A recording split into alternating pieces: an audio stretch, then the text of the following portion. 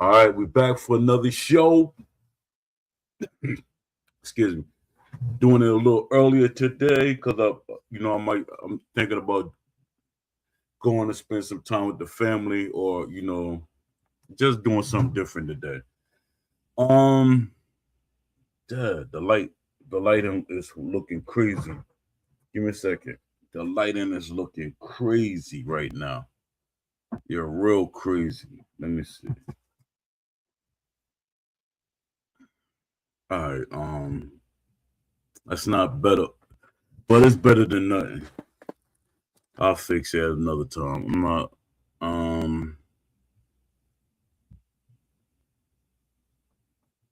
Let me see. Let me see. Sean, give me a second, y'all. Look like a little bit too much light on this side. All right. Um, too much light for me because y'all know I'm blind in one eye, and that one light is like it's not evenly distributed. It's just in one eye. All right. Let me see. What YouTube looking like? What's up, Lamont Davis? Dad, Lamont Davis here early, man. I gotta check my lottery tickets, man. I gotta check my lottery tickets, man. Lamont Davis here early. You the first one here. I gotta check my lottery tickets, man.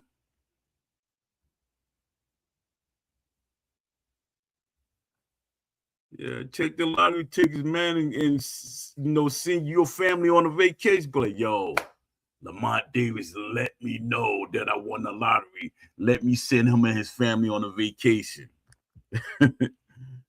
But that's the type of person I really am, though. But salute, man. Appreciate you being here, man.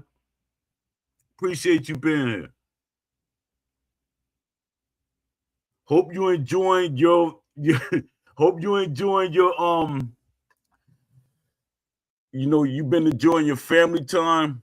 And I'm glad you took out time to come through here because you're a busy man and you're a family man. And I respect that 100%. I respect that 100%. My wife trying to scoop me up. I told her, let me get a quick showing or something. I was trying to do TikTok. My TikTok acting up. I think I gotta clean up my computer and everything. And my Norton spyware is trying to hijack me, and it's trying to do all types of crazy stuff on my computer. I'm like, yo, y'all really being gangster like that. Let me see. Yeah, we last night Oshaki Foster fought Raymond Ford. I think it should have been a draw, but I know I'm saying it being biased. Shocky won, but I think I'm being biased because I'm always gonna pick my hometown guy unless he get beat like get the brakes beat off him. But I'm always pick my hometown guy. Um yeah, but Shakur stepped in the ring. Shakur was ready to like get it on. And Shakur, he's not like really like outspoken, but I guess it was more so that it was somebody he knew, somebody his father was training, and he felt some type of way. He's like, hey, fight me. Let's fight. And I was like, yo, that's what I'm talking about. There's some people saying, well, he ain't act like that towards Tank Davis. He did ask Tank Davis to fight. He just didn't do it that as aggressive as he did for Shockey Foster. Shockey did not fight anybody that um, Shakur knew or did anything to make Shakur get excited about, fighting him. But Tank, I just want Tank to come back and just fight, just gets. I wanted him to have that rematch with Lamont Davis. I mean Lamont, and then fight Shakur, or fight talking about Davis, Keyshawn Davis, and then fight Keyshawn Davis. That to me that'll be great stuff for us to see. That will show levels. That will show greatness. They boxers got to fight each other. They got the only fight that I'm not willing to see, because people keep wanting this fight. They want Shakur versus Keyshawn Davis. It's going to be a sparring match if they fight. They got too much respect for each other. They love each other.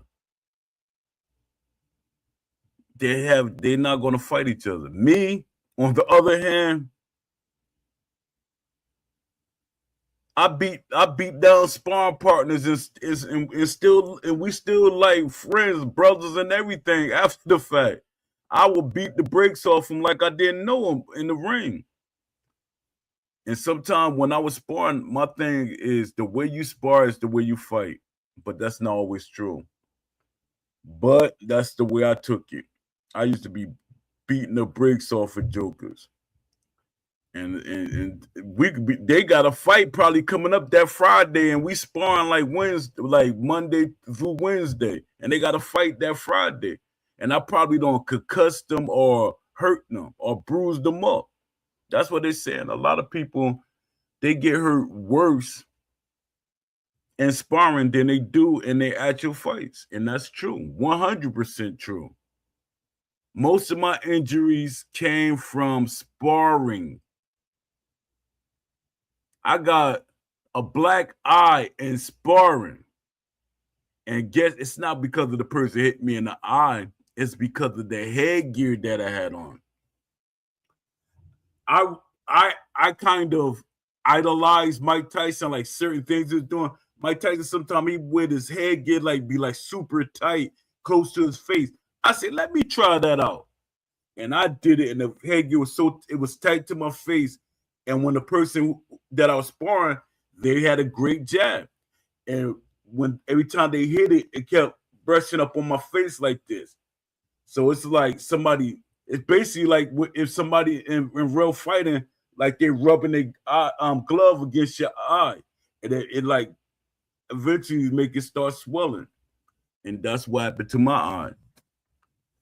So that messed me up in a couple of times. Let me see. Don't start none because I started yawning. Let me see.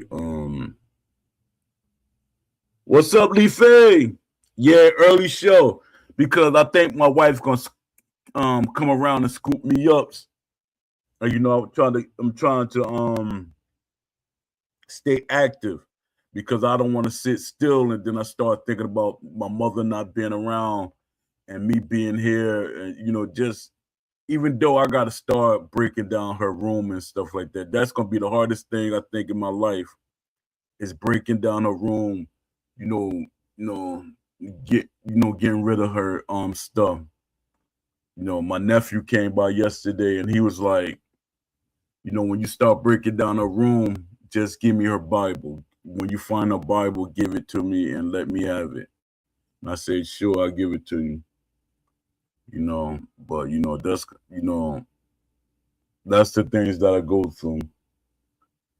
And like I was saying, I used to have a habit with my mother. I used to, even when I was doing this show, y'all knew my habits. Y'all experienced me with my mother. Sometimes I'll be like, hold up for a second. I leave out, I go and check on my mother. I go and look in her room and see if everything was okay with her, or see if she needed something. You know, I gotta unlearn certain things. You know, me waking up every time I go to the bathroom, I look in her room, she's not there. So, you know, like, wow. You know, things like that. Let me see. This is why I don't spar with headgear. No, headgear is good. It's just that you got to get the right headgear. Some people can't spar with headgear because, again, it's the right headgear. because sometimes it obstructs your vision if you get the wrong headgear, and stuff like that. Because with headgear, it keeps you from getting cuts and everything. If the headgear, like I said, if it don't fit you right, you still can get cuts, or you can still get damaged. If you get the right headgear, it keeps you from getting damaged, because there's some headgear with with the metal inside of it, and man, if a Joker, when Jokers used to spar me with the metal, the headgear with the metal thing in it, or it's like reinforcement in the pattern, man, I be trying to take heads off. I say, oh, I ain't gotta be light. You got all that on? Or my thing is, I know that's the kind of headgear on you. You literally teaching me how to be a body puncher. You're encouraging me to be a body puncher. You got on a headgear that I know me throwing punches to your head means nothing. To me, that's a great idea to a person that's learning how to box, that they're trying to be effective. You be like, hey, see, you throwing all them punches to the head, and it's not affecting this guy. So what should you be doing? Body shots. Do it. Yeah, let me see. I might develop stage 7 CTE, but at least I walk home with no swelling on my face. Ah, man, you funny, man. You funny. What's up, Harvey Fofi? Yo, Harvey Fofi up in here. I'm shocked you popped in, but you always here. Like you said, you be here, but you don't say nothing. Let me see. I had a sparring partner like that. That thing was like 50% metal, laughing out like, yeah, man. I like every once in a blue moon. It was a pro. He was like he's a legend now.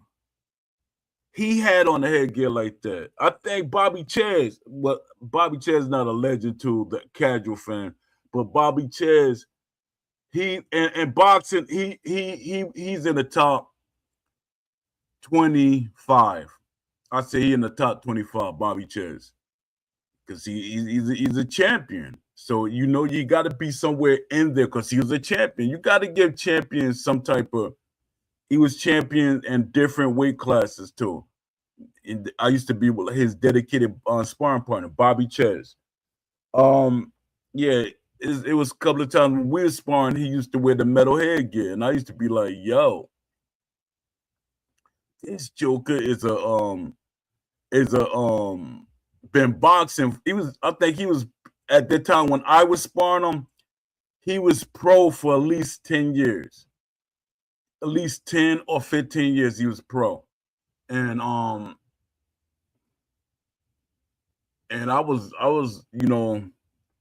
we used to have some good sparring partners. He used to like sparring me instead of other guys. He said some of these guys, they be trying to take your head off. Because Bobby Chaz, he wasn't a heavyweight at that time. He was what was he? A cruiserweight and light heavyweight when we were sparring. And then he was like, trying to get in the heavyweight so he could get more money. And this Joker, boy, a lot of them jokers used to be trying to take his head off. Yeah, a lot of people used to try to take Bobby Chaz's head off. I remember when I seen Bobby Chaz spar Emmanuel Mayfield, who's also was a champ. That's one of my stable mates. And he sparred the guy Maurice Harris. Maurice Harris is the famous guy that got knocked out by, I forget who it was that knocked him out, but he got knocked out. He was winning the fight and the guy caught him. Boom! I think it's Jefferson that he fought. I wanted to fight Jefferson. And he fought Jefferson, and Jefferson knocked him out. Whoever it was somebody that Tyson fought. What's up, Don D? Salute to the brother Don D. Don D in the house. Appreciate you, man. I usually don't see you on Sunday. I be like, Dad, man, because I'm so used to seeing you during the week, and I don't see you on Sunday. I'm like, yo, man, you be having your private time, but you still playing online. So you should be invited, like, Poe, I'm about to go live. I'm not going live, but I'm about to play the game. Let me, yo, man, I be bored to death sometimes. Let me see what you doing. What's up, Box Eye View? Salute. Appreciate you coming through.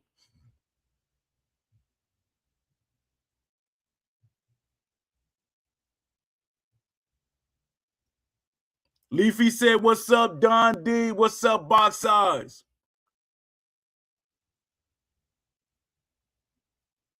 Yeah, man, you be playing your game, and I know you be playing online, but you don't really be playing online for people to see it with you. But no, tag me in so I can see what's going on. Give me something to look at. Give me something to do.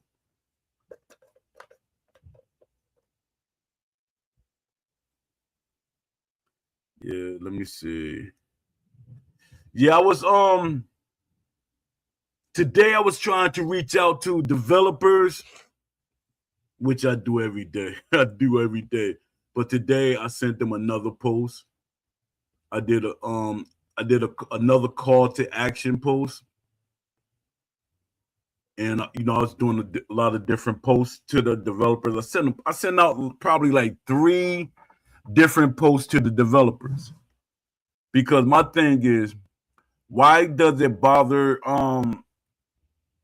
developers or fans that passionate people or knowledgeable people speak up? And my thing is, when passionate fans and knowledgeable people speak up, fans should want that. It's like if they're making a F1 driving car game, they're making a car game, and you just say, let the developers make the car game, and the developers never drove a car. They don't know the feeling of a car. They don't even know how to drive. They don't know the feeling of each car. It gets boring real fast for a person that has driven, a person that knows what driving cars are, or they want to feel what certain vehicles feel like while they're driving it. So why do you get mad when a person that knows boxing, that knows the sport, knows it from inside and outside, knows there's different things that should be into it? Because a lot of y'all keep saying that's too much. If it's too much, that's what options are for. Critique it. Hey, if it's too much, turn it off. Toggle it off. Toggle it off. A lot of people don't want that. A lot of people don't want that. They have it's this mentality like my way or the highway. No. I'm at this stage as a businessman, I learned this from being a businessman. When you over exclude people, you lose money. When you over exclude people, you lose money. Me, I learned how to critique things. Because I make food products. Me, I'm a vegan. Me, I don't use alcohol in anything that I use, including my flavorings. But I know how to critique them. So I'm not excluding the other people. My thing is about including people into everything. Give them give them the flavors that's familiar. People want things that's familiar, that feels like what it's supposed to be. And my thing is, why do people fear me being a part of a team? Why do people fear a company bringing me into the fold in some type of way? I don't want no money. I do not want any money. I said it. I don't want any money. That shows I have passion. But if you ask any of these content creators, now I'm getting angry. But if you ask any of these content creators, they want to get paid. They want to be seen. I don't care about being seen or being heard. I just want the ideas that I implemented, be implemented. That's all. I don't even want the credit for it. I just want to see people experience what I feel and what I know. And then you get these fans that's always going to say, it's too hard because you can't do it. This is the thing. This is the thing that I learned from psychology. What somebody else can't do, they're always going to knock other people that can do it or find a way to knock it. It's crazy. Like me, I'm an artist. I'm an artist. I don't care how people feel about it, because if you describe what art is, they really don't understand what art is. I went to art school. I know I said this a numerous, but some people, it just doesn't register. I went to art school. The art school that I went to is very hard to get in. I went to art school. So when people be saying, like when I be using AI sometime, if for AI art and stuff like that, which I got to a lot of the things that the AI art does, I have to describe down to the T. I have to describe it. Some people, they can't even describe what they really want the AI to do, and it looks like garbage. But the artist in me, from knowing how to draw stuff from scratch, knowing how to paint, knowing how to sculpt, knowing how to sew, all these things, I'm an artist. Knowing how to cook and create things, that's an artist. Knowing how to write, knowing how to do poetry, knowing how to rap. I know how to do all these things. That's an artist. That's how talented I am. But the thing is, with me is I'm not a people person, so I come off as being shy. That's my greatest thing that helped me back of being a billionaire or being major or anything. Because I got family who's in the industry. Plenty of times they said, yo, man, you got the voice, you got the skill, use it. But I was too shy, and I was always timid, not timid, because I hate to say timid because I'm not scared of nothing. I just hate to fail doing certain things. And I always cared about how people perception of me.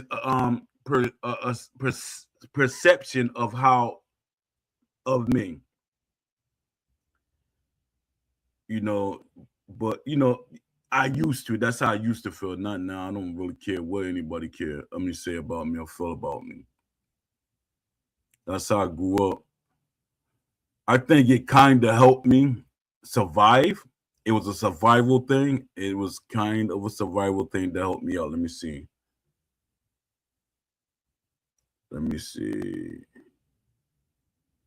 See, I always go while I'm talking to y'all. I always go on my LinkedIn to see what the numbers that I be getting.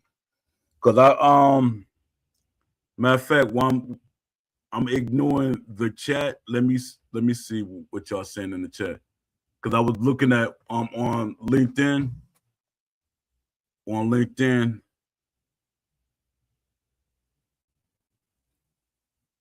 let me see.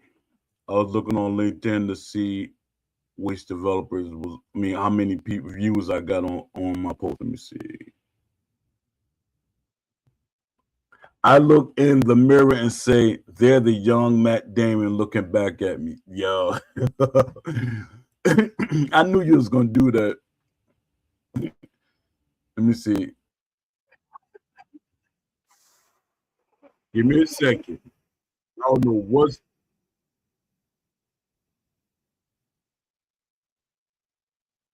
I'll be having so many windows open. Excuse me for y'all hearing that. All right. Lucky I ain't got no porn in the background playing. Nah, I don't be doing that. All right. I look in the mirror and say, "There's a young Matt Damon looking back at me." Y'all shut up. Facts. They should have everything as realistic as possible in a boxing game with options to turn certain things off to tune in how you want. I'd leave everything on though if I'm playing a boxing sim. Exactly. Makes sense. Paul, you see how I be? Yeah, man. Yeah.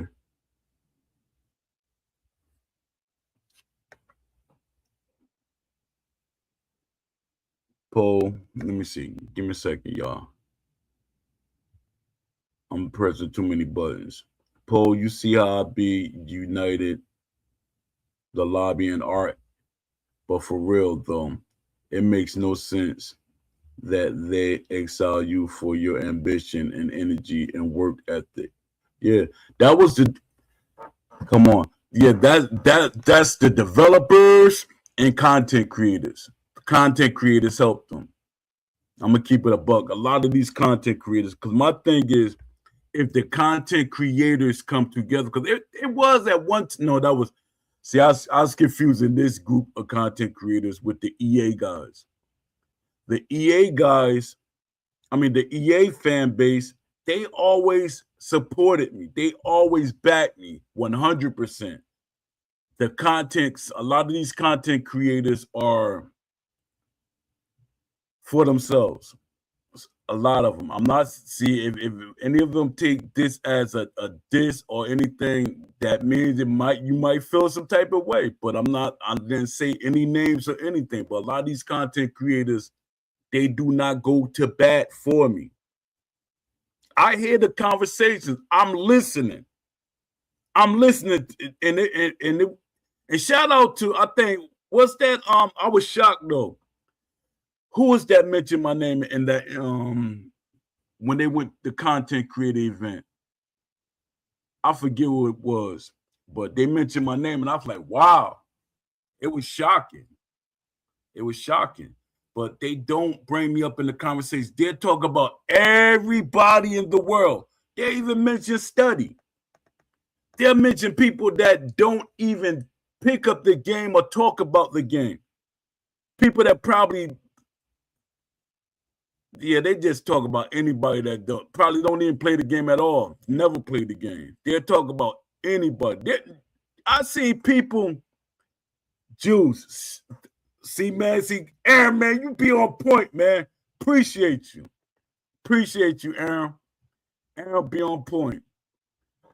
Um, yeah, Juice. Man, Juice was beefing, and that was crazy. Man, Juice, when we first started talking, Juice was my guy. I always respected the always every young lion. I always respect and be like, yo, that's the next young lion, and I always respect their content and everything. There are a lot of content creators, like far as boxing and stuff, that I respected. A lot of them, they got their confidence up to be great content creators. Because they will always ask me, and this, I love this. When people ask me my opinion, they be like, what you think, Poe? What do you think? And a lot of times, like, yo, you sure you should be asking me? You should have your own confidence. And they be like, no, Paul, what do you think? And they be asking me, or they be begging me. I hate to say begging, but they be asking me for my opinion. And I was like, yo, I said, you got great content. You're doing great stuff. I'm not saying that's what Juice did, but Juice, he always, respected what I did. He said, yo, I respect what you do, Poe. I like what you do. And I always respected what he did. I like 100% respected what he did and always encouraged him. But then it was at some point, he started attacking me for nothing. He called me old, you're old, and you want this and want that. And I'm like, yo, why we all can't have what we want? And I'm like, why are you attacking me? Who paying you to attack me? Because you always he literally was giving me respect. And he said, yo, I like everything you do. And he was like giving me the respect. And then he started attacking me. And I'm like, yo, that's crazy. Then it's like somebody, or they saw like, hey, he's attacking Will Kinsler, or he doesn't like this. I gotta attack him. My thing is,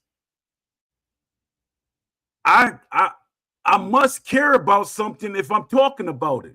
If I'm trying to critique what boxing is supposed to look like as a person that box, that means I wanted to succeed. But they see it as you're going to make them not make a boxing game. You're going to do this. No, man, bump that. If I'm going to get a game that I'm not going to play, why should I care about it? But if I want them, if I see there was potential in the boxing game, I'm going to constantly speak about it. My thing is, I don't want just Undisputed to succeed or Steel City to succeed. I want Love She's Shorty game to succeed. I want Truth Bound to succeed. I want Overhand Boxing to succeed. I'd even want Jeff game to succeed. Boxer 2D.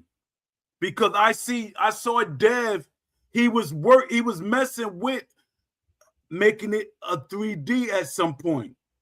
So salute to Jeff. But my thing is, we can't get mad at people for their opinion. Even with Beast.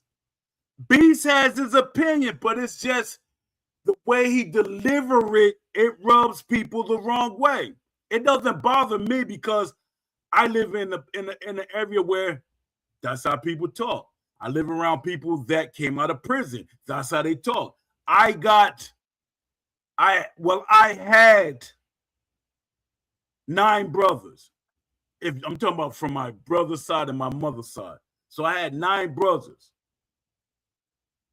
And I say out of that 9 brothers, I say 7 of them been in prison, in and out of prison. In and out, I say about 5 of them. No, 4 of them in and out of prison. But I got a lot of brothers. They talk different ways. They had friends that they were around, that was around me. They talked certain ways. Now, if I don't let the way that people, these things doesn't bother me. Let me see. I want Overhand Interactive to make it because of the kickboxing mode. I agree. I wanted to succeed in general. I want Overhand Boxing to succeed because I see potential, like the boxing part. I love the boxing part, but I want them to succeed in general. My thing that anytime, and this is what people did, and this people be saying this, they be trying to critique me. They say Undisputed 2 or Undisputed as a boxing game and UFC as a mixed martial arts game are 2 different games. So they're not competing with each other. They 100% competing with each other. They are 100% competing against each other. They're both combat games. Even EA said it. Undisputed was competing with Undisputed 5. I mean, with UFC 5. Undisputed was competing with UFC 5. So they were in competition.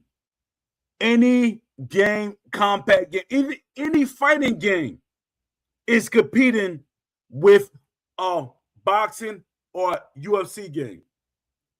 If they announce, because UFC 6 about to come out next month, if they was to announce another Mortal Kombat or Street Fighter game was coming out in the next couple of months, it's going to directly compete with UFC 6. It's going to do directly because it's fighting. Let me see. As it pertains to Beast, he has no right to talk to people. Oh, 100% he doesn't. 100% he doesn't.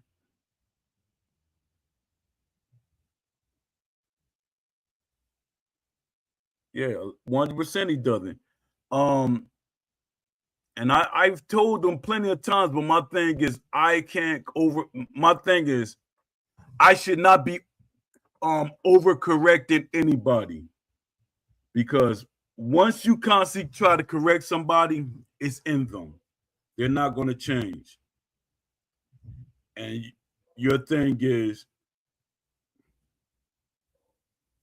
I'm gonna use this example. You might have a dog. You might have a dog that you love, and y'all coexist with each other. But every time other people come around that dog, he might snap, bite, and do everything. But to you, when you're around that dog, you don't feel him being vicious. He doesn't bite or anything. Y'all enjoy each other's space, and because you can have the most vicious dog in the world, but he might attack other people, or he might be scary and threatening to other people, and that's how things go. But let me see. For him to get in front of the American people and say, yeah, I'd say it too. He crashed out, the stuff he does, and claim he wants to be the voice of boxing community. No way I'll accept a leader like that. True. But put it this way, Beast loved Don King. I mean, Beast loves Donald Trump. But Beast shows one thing: he likes Donald Trump and I don't, but we get along. It's just like certain things, you got the that rowdy person in your, because every time he come on the show, I'll be like it's like a cringe moment. But my thing is, I can't force nobody to, because my thing is I hate dictatorship. I hate dictatorship wholeheartedly. I hate trying to force people to do something. Even when I be pushing out my ideas, my thing is you can accept the ideas that I give or not. Because if I don't overly say, hey, y'all should be supporting what I'm doing and stuff like that, that's not my my motivation. That's not the way I do things. He has no adaptability. He lacks gravitas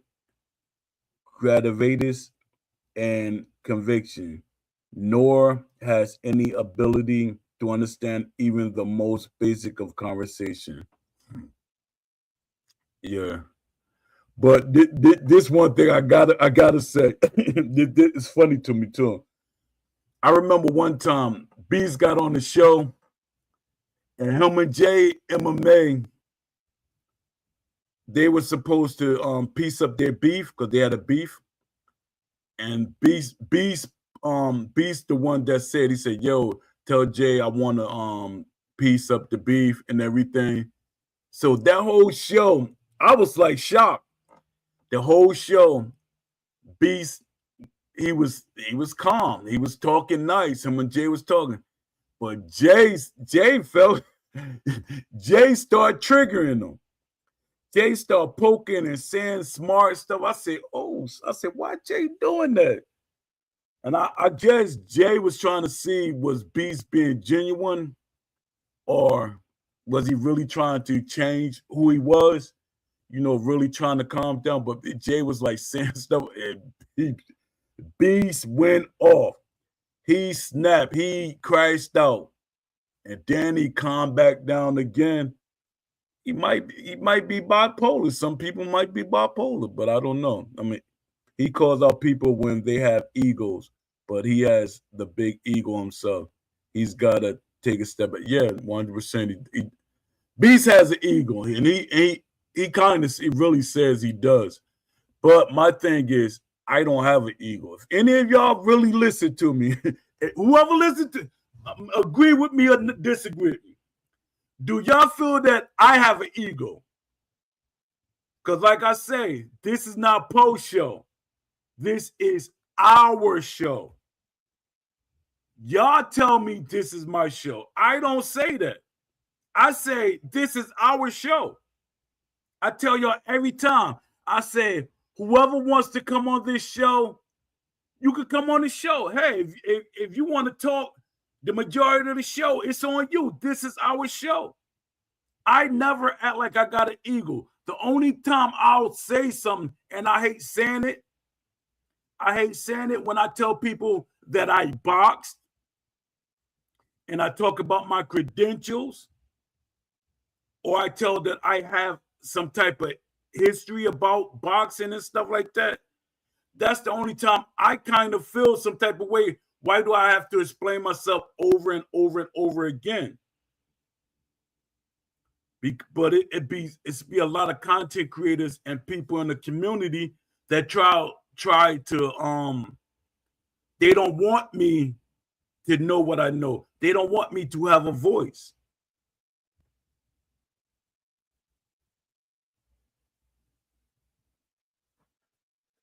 Yeah, let me see. No, you're pretty humble, Paul. Absolutely not. You definitely don't have an ego. Yeah, I don't have no ego. That if somebody was to say that I got an ego, matter of fact, I'm gonna take that back. My wife said that one day, and I said, "Hold up." And I think my mother said something. I was in the house, and she said, "Your son has an ego." But you know, women say that when they can't have their way, and you know, because me, a lot of times I give in to my wife, and when I do be like, put my foot down, and it's shocking to her, then she try to use things to try to, it's like manipulation. And my mom say, "Oh no, not my son. My son don't have no ego. No, you got to take that back. You can't say my son have an ego. My son do not have an ego. He will give you his last." This I don't tell everybody, but I'm the type of person. If I got $5 in my pocket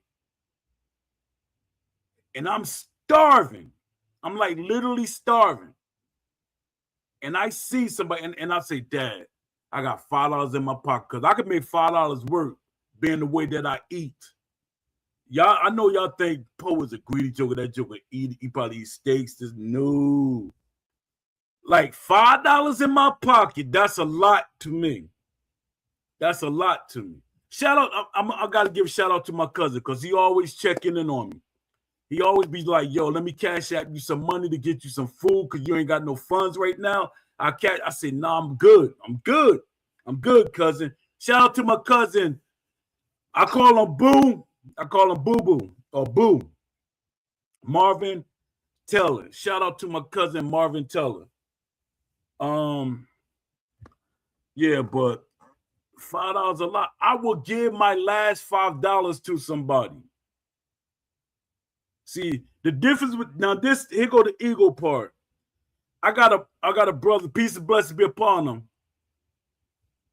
He used to sometimes he'll say, why you gonna give that person $5? They're gonna use it for drugs or this or that. And my thing is, I don't care what they're going. I'm giving them $5. I'm doing it for the right thing. And you know, sometimes I get a person that $5, they will go in the store and buy something. And they will go in the store and buy food. So my thing is, I'm not here to judge, but my thing is people always judge me. And it's like the good people judge the more. The most. The good people judge the most. Let me see. Don D say, but I'm not worried about Beast nor his opinion or anything he has to say. You know how I felt about him. And that'll be a crazy day. If we get on this show. But that'll never happen. Yeah, I know how I do. I like to let people talk things out and, you know, hash out how they feel about each other and probably come to I'm messing with y'all. But it'd probably be a good show though. But I wouldn't do that.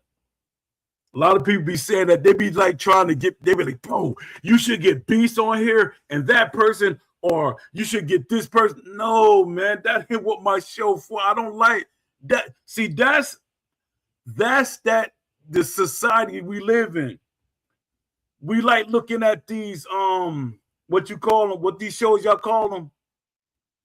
What's the name of these shows that we look at on TV and it got a lot of drama to it? What do we call it? My brain just what's the name of these shows? I forget right now. Dang.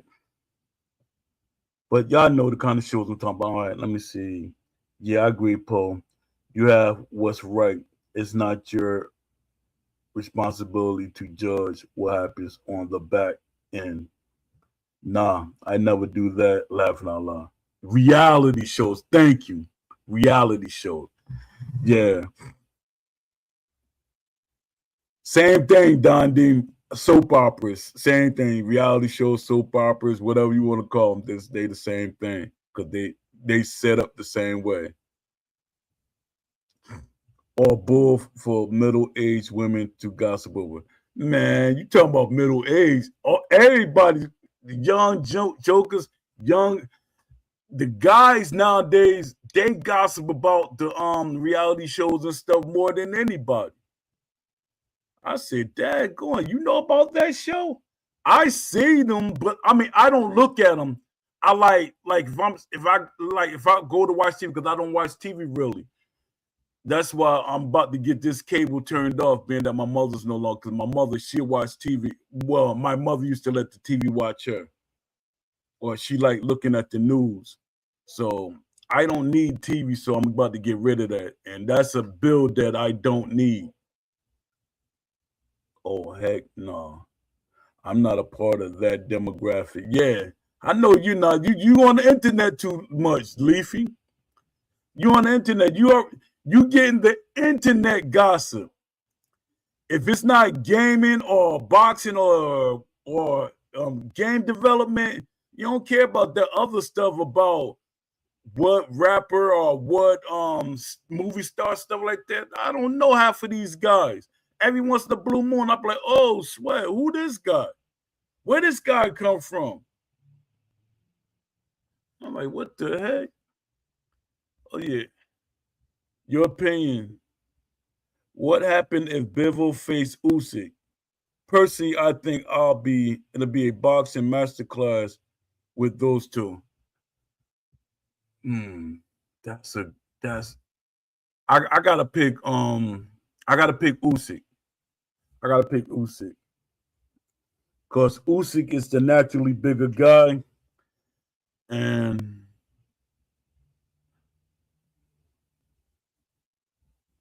yeah, I think I'm gonna go Usyk.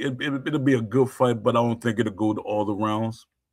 I think Usyk will beat Bivol because they both, at this point, they both got a lot of wear and tear on them.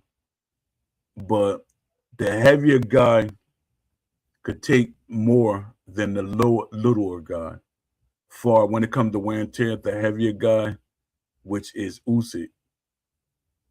And I know you pick Usyk because he's what we consider a little heavyweight. But Usyk is a tall. He's tall enough to be considered big enough for heavyweight. Because well, no, this is a good one. Bivol against what's his name? I forget his name. Bivol against Fandora. Bivol against Fandora. What do y'all think? Fandora could gain the weight if you listen.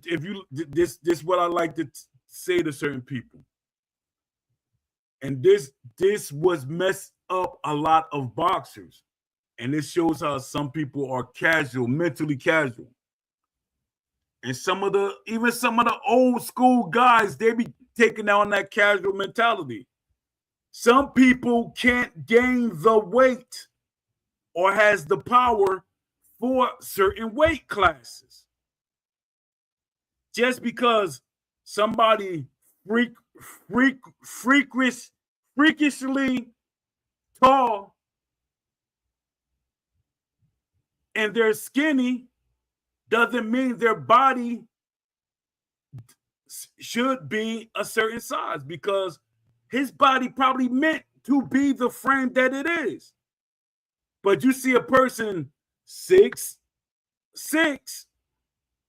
and they're skinny. Now you're trying to pack on weight.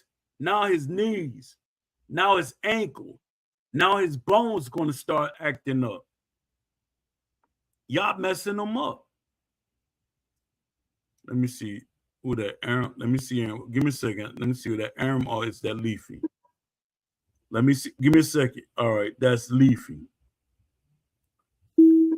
What's up, Leafy? What's up, Poe? Not much. Not much. I'm dog watching right now, man. I'm leaving soon, but I want to pop into the show and show my support because I'm bored, man. I'm bored. You dog watching. Yeah. I did stuff like that before. I used to it's a lady that me and my mother used to work for. She owned a house in Mexico, and she used to have cats. And I used to go up there. I liked it because I'm getting paid at the time. I think she's paid me like $120 a day, and she'd be in Mexico for like probably a week or two sometimes. Dang, And I was that's like, a oh, lot. that's easy money. And I was boxing at that time, so I was boxing. I mean, I was in the amateurs. I was boxing, so I wasn't really working. So I said, yo, that's good money for me. I said, yeah. Yeah. Yes, When I yes. was joining the show, I was trying to make my name Young Matt Damon, but it wouldn't let me do it. Dad. How you can't change your name? Crooks, he always changed his name when he pop in. Well, it was like my normal name, and then when I tried to go back to change it, it just put me on the screen to like select my camera and microphone. So I couldn't like go back to change. Yeah, but if I could, you'd see young Matt Damon on the screen. You asked people and they say yeah, didn't they? You asked a couple. No. Oh. I just searched up young Matt Damon. I'm like, dang, that's me. That's me. You said do look like me, right? Yeah, I'm like, dang. You I'm ain't not. asked your No, father? Dondi, I am not Jason Bourne. I am not Jason Bourne. That is not me. Did you ask your father, or you ain't say, Dad, do I look like Mac Damon? No. I'm pretty sure you look like your father, or you look like a mixture of your father and your mother. I You far from it. You don't look like neither one of them? Kind of maybe like my mom a little bit, but yeah. Oh, okay. Not really like, yeah. Cause I was about to say, yeah, if you look like Mac Damon, your pops probably look like Mac Damon. Man, you like my son. My son be doing that. He hate when people say we look alike. He said, I don't look like my father. I said, hold up now. What you mean? You saying it like ugly or something? I said, you talking about I don't look like my father. I said, Dad, man, that's a first. Salute Crooks. Crooks here? Yep. Yeah, no, my dad's a good looking guy, but I don't look like him. I'm not that good looking. Oh, all right. Yeah. Good comeback. Good comeback.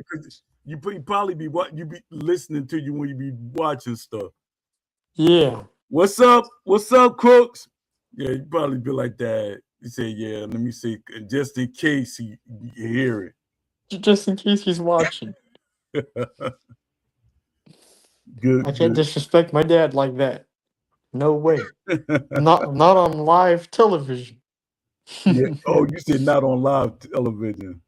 Well, yeah, kind of live TV. Let me let Crooks in. Hey, Crooks, right. You better not be coming on here sneaking. Be like, yeah, I've been talking about UFC and Post say he don't like UFC talk. I'm about to tag you in, Crooks. We be having a whole full-fledged UFC conversation up in this mug. Yeah, let's go. Let's take over. MMA takeover right here. Poe in the community speaks MMA. No more boxing. Yeah, no, I'm kidding. All right. Well, I'm kidding. Be like, what happened? Poe ended the show already? That sound like I could be talking to my wife, and in the middle of the conversation, you can hear her still saying, she be like, honey, did you hang up on me? I said, do you see me still on the phone? Like she'd be in another room or something, and she called me on the cell phone, and we'd be talking, and she'd be saying something that's weird, and I just hang up on her, just keep it going. And she'd be like, honey, did you hang up on me? And I'll be looking at her.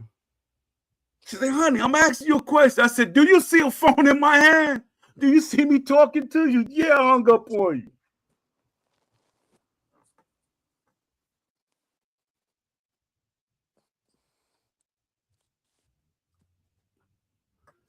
Oh, we got a full house trying to come up in. What's up, Aaron? Aaron. Coming in hot. Hey, Poe. What's good? Poe, don't take a nap again. What'd you say? What'd you say? Hold on. What'd you say?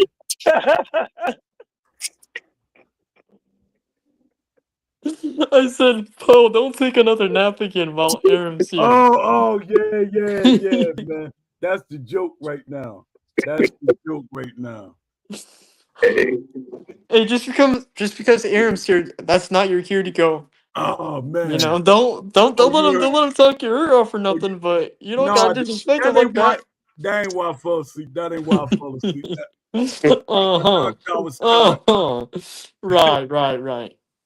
What up, fellas? Hey, it's all good. It happens, man. I do the same thing to my wife sometimes when she gets back home from work, so it's all good. I'm just joking. She would kill me if she heard that. Yeah, you better put that joking part in there.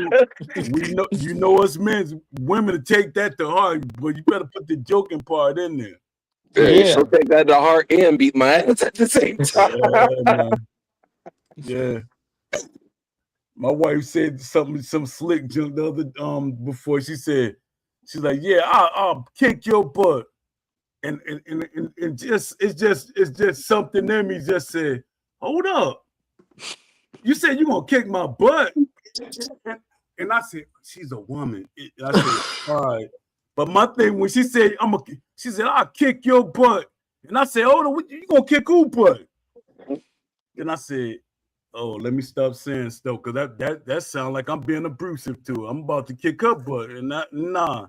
But it's just like, don't say that, because you might. I live in the hood, everybody live around me, and they say she in there, she be abusing them because I be letting her get it off sometimes. You know, not abuse. I'm talking about just talking loud, and people, you know, hey, women talk loud. Let her get her frustration out. Hey, those of us that are married and have girls, bro, we understand. We understand what you're talking about, bro. Yeah, man. They be talking to us like they ain't got no sense sometimes. You just gotta sit back and be like, all right. Yeah. All right. Sometimes, bro, that's what we every day. Yeah. What's going on, though, fellas? Not much. I'm glad you try to ease out of it, because that's what I was about to do, because we don't want to change this into that type of show. Then we'll get attacked. Oh, they changed that into a man versus women show. Mm-hmm. Like, nah, we ain't doing that. Yeah, yes, we are. No, I'm kidding. Don't let the young buck drive us in, y'all. Don't let them drive us into off that cliff, y'all. Hey, we're gonna make this a reality TV show last night. I saw. I caught it at the last, because I came home and I fell asleep because I was with my wife all day. We watched the Michael Jackson movie and everything. I fell asleep on that because I was doing a lot of walking around yesterday. And I was like, Dad, go on. She was like, you want to go to the movies? I was like, yes. But in my mind, I was like, I didn't want to go to the movies because I wanted to do, I was going to do TikTok, and I was going to do the podcast. So I was like, I didn't want to do that. But I said, I just do the podcast after I come back. And then when I came home from the movie, I did that real quick. And then I knocked out, I called myself taking a nap, and I caught it like in the 4th round. But from what I saw, it could have been a draw, but Ashaki beat Raymond Ford. Yeah. And I wanted Ford to win because he's from New York. I mean, New Jersey. Yeah, he's from the area. Y'all from the same area. Yeah, so I was like, Dad. That's why. That's one of the reasons why Shakur jumped in the ring. He's like, Dad, he beat one of our guys, and his father trains him. So that really like made him feel some type of way. Yeah, they all from the same area. Yeah, but my thing is, if Raymond Ford would have won, would Shakur would have fought Raymond Ford? I don't think so. I think he would have did the same thing. He's not going to fight Keyshawn Davis, and he's not going to fight Raymond Ford. Yeah, his whole thing of if Raymond Ford had beat Shockey is just the fact that it just isn't a testament, and it proves his point that Shock is not on his level. So there's no even reason to have that conversation.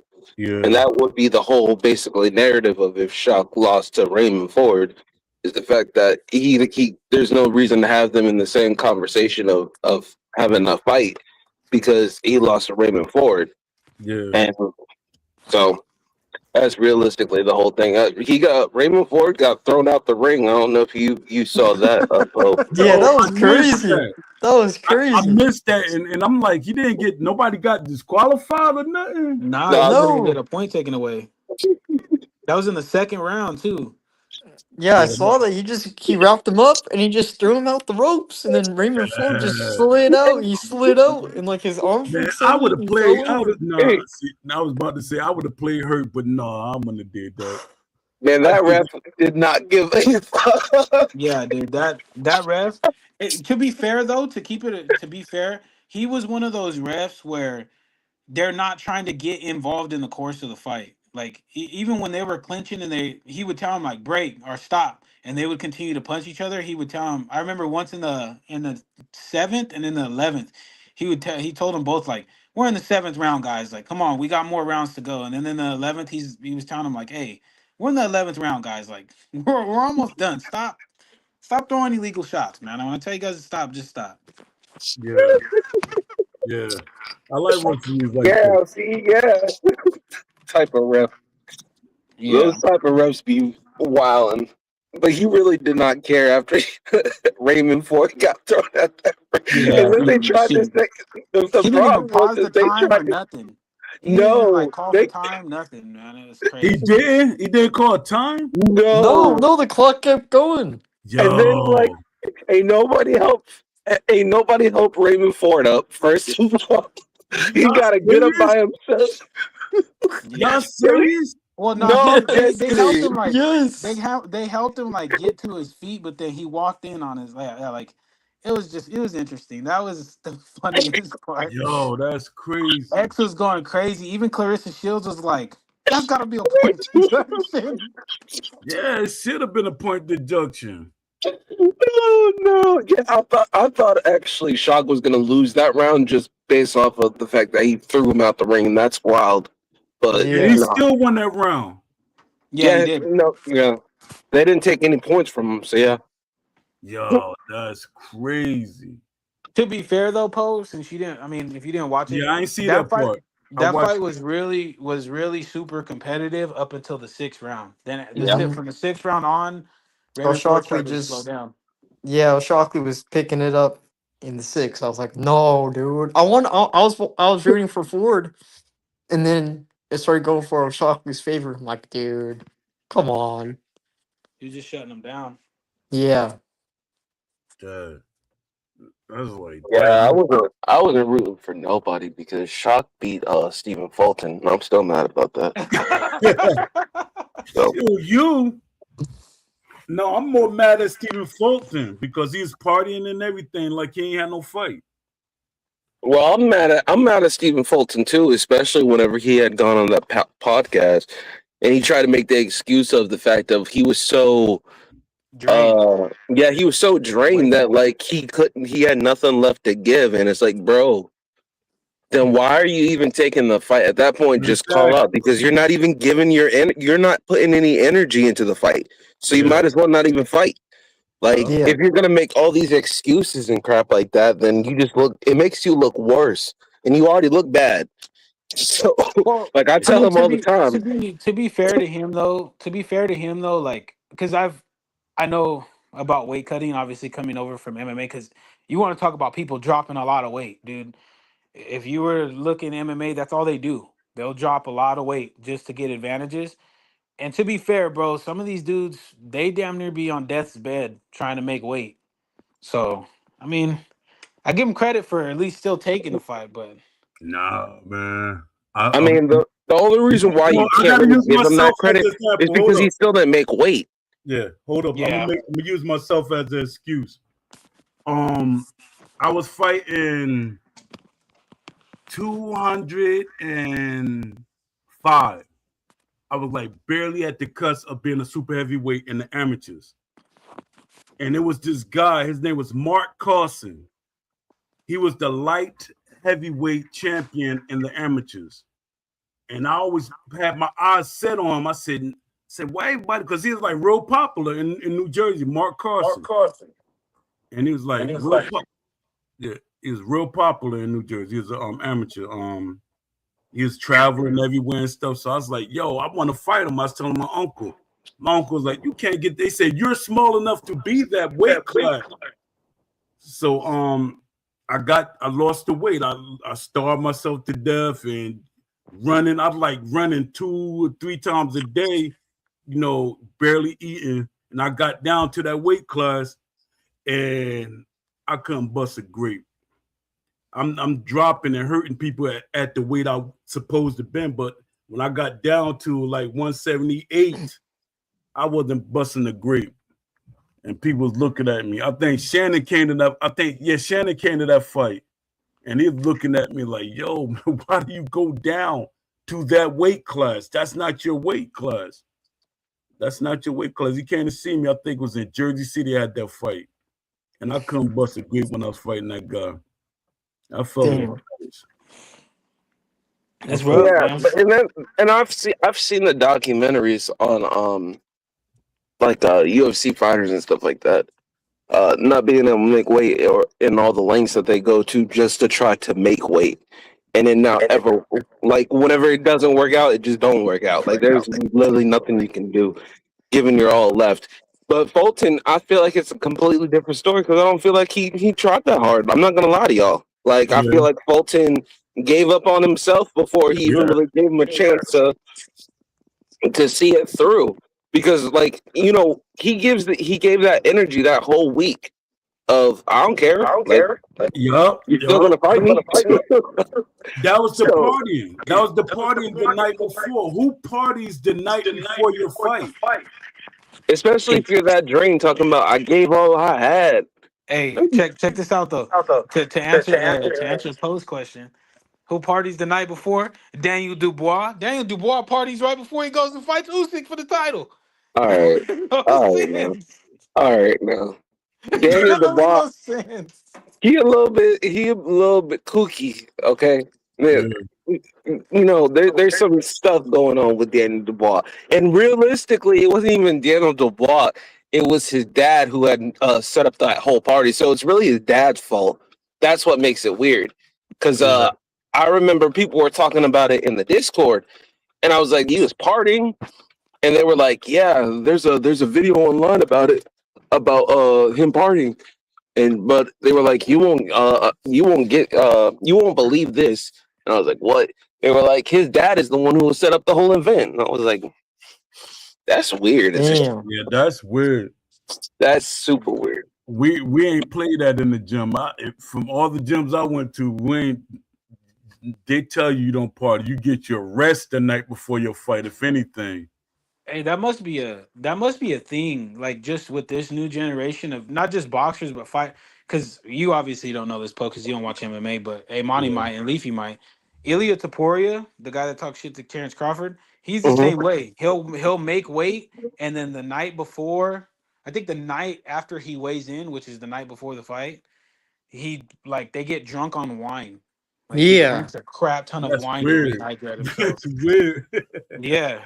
But he goes out and knocking people out. So I mean, it works. Yeah, that's weird to me. That's why it be getting me weird when I see Adrian Broner and Dana Great. They doing all that drinking and then they're going to a gym. To me, you're building up a new generation of people saying they're athletes. They drink. We can do that.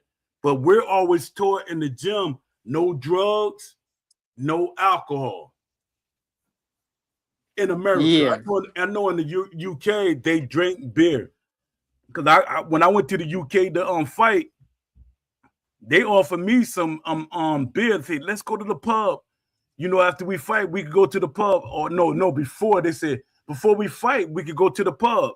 And I looked at him. I said, "Oh, you trying to be slick?" I was ready to fight the guy. He said, "No, we do that here." I thought he was trying to get me drunk, trying to get me to use drugs and stuff. I said, "No, I don't do no alcohol. I don't drink at all." Yeah. That must be a UK thing too, because there's an MMA fighter named Paddy Pimblett, and this dude, if you've seen him, well, he used to do it. He doesn't do it anymore, but he would drop down to 155. But when you seen him after his fights, he would literally he looked like a Michelin man with how freaking with how like chubby he would get. He'd get up to like 190. Are you talking about Paddy Pimblett? Yeah. How he's cutting all that weight to get down to one. Well, he still cuts a lot of weight to get down to 155, but that's crazy. Yeah, I don't see how that's dangerous too, because your body keep going up and down, up and down. You're messing up your organs like that. I don't know why boxers keep doing that, or athletes in general. They tell you that when they be saying it's dangerous, no, you keep going up and down, up and down. And I know from doing that can be dangerous. All right, guys, I'm gonna head out real quick. I gotta do something. All right, yeah, I'll be back. I gotta take care of some stuff real quick. It sounds like you got somebody coming over there and you got caught. No, I'm messing with you. No. You gotta go to the bathroom, bro. Go to the bathroom. No. I'm packing it up. I think I'm gonna be heading out soon. So once I get home, I'll join back up. All right, man. All right. Yeah. I'm tripping. He kept looking. He kept looking. Well, he kept looking back like it was a ghost or something in the background. Like let us know, man. Somebody in the back. There's somebody in the background trying to keep you hostage or something. Let us know. Do some hand signs. Y'all be tripping. Hey, I was arguing with one of my boys in the SPB chat about now who does Shakur fight now? Does he fight O'Shaquie or does he fight Devin Haney? Devin Haney. He needs to. Yeah. That fight would make more sense, especially for from a legacy standpoint. Yeah. But they could build that up the way we got stories now. We got stories that hey, he beat his friend in his gym. You know, hey, he's there about to fight. That's what even the commentators try to build it up. I'm like, hold up, y'all building up another fight? Y'all wanted Shakur to fight this guy. Now y'all building up another fight with Shockey. Nah. Well, Let to us be get fair let's though, get the pace. Oshaki has built it up on his own. He's built the whole Raymond Ford and Oshaki build up was built around. Okay, this is if Oshaki beats Ray, he's gonna be able to get a shot at Shakur. Because he was talking, he was not only talking about Raymond Ford, he was mainly talking about Shakur more than he was Ray Ford. Yeah. It was like he already knew he was gonna beat Ray Ford.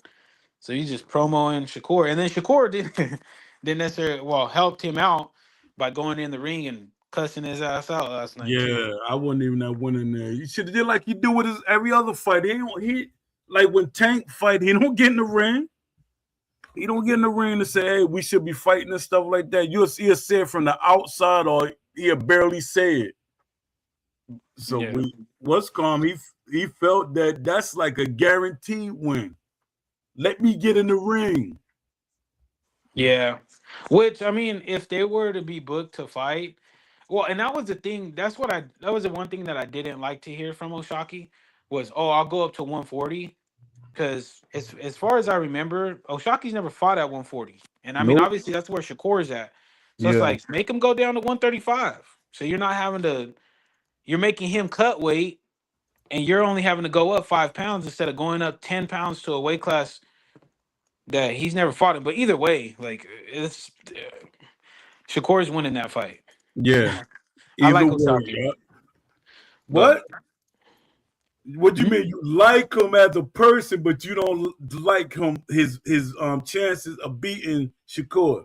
no, I like him as a boxer. I just don't Yeah. like that matchup against Shakur. Yeah. I don't really like any matchups other than probably Devin Haney. I think Devin Haney gives Shakur the most problems, other than Keyshawn.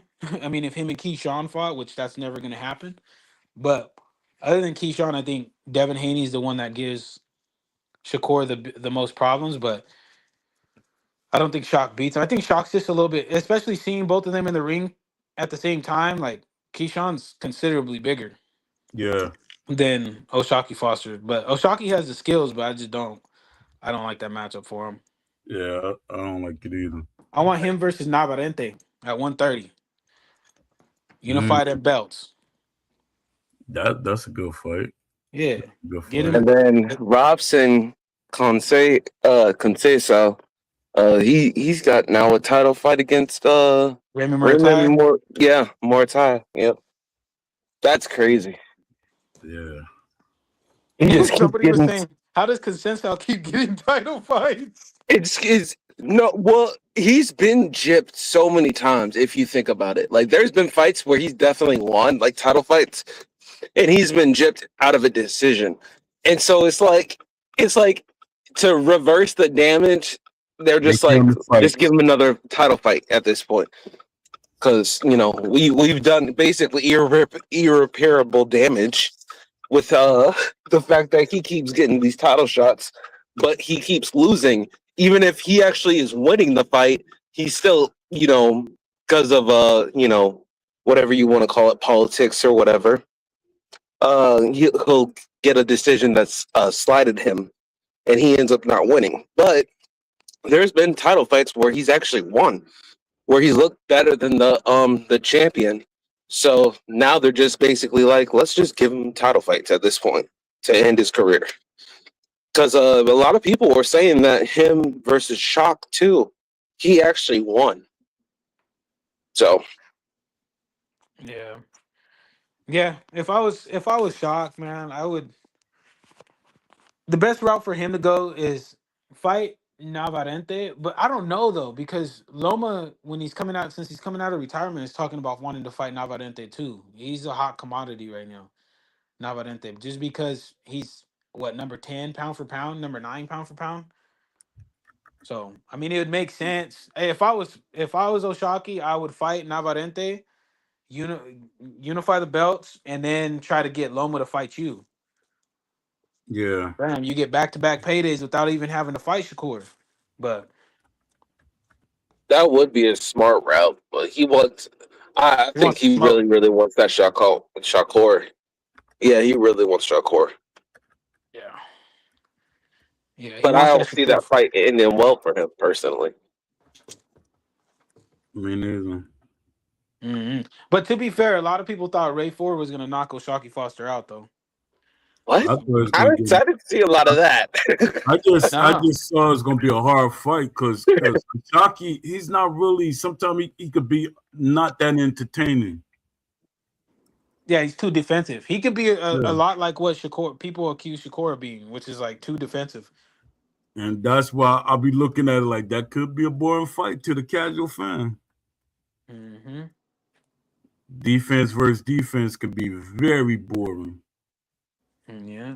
Yeah, because of the lack of exchanges. Yeah. Well, it And really there's all a lot of depends on how waiting. it really would depend on how Shakur approaches the fight. If Shakur approaches it like he does normally every other fight or every fight, then yeah. But if he approaches it the same way he did with Teofimo, where he was on the front foot, then I think it'd be more a little bit entertaining. But I don't know. I don't like the odds for Oshaki in that fight. I'd I rather him don't like still it fight Navarrete. because of the height differential and the reach. Shakur's just gonna jab him out. Personally, like I don't see it going well for Shak. Yeah. I just see it just being you get in my you get in my you try to get in the inside range and everything like that. I'm just gonna jab you out, keep jabbing you out, and he's just gonna toy with him and taunt him for probably the whole 12 rounds. He's like, for him, I don't think that Shakur sees Shak as any kind of challenge. And I think that when it comes, I think he thinks Teo's was more of a challenge than Shak would ever be.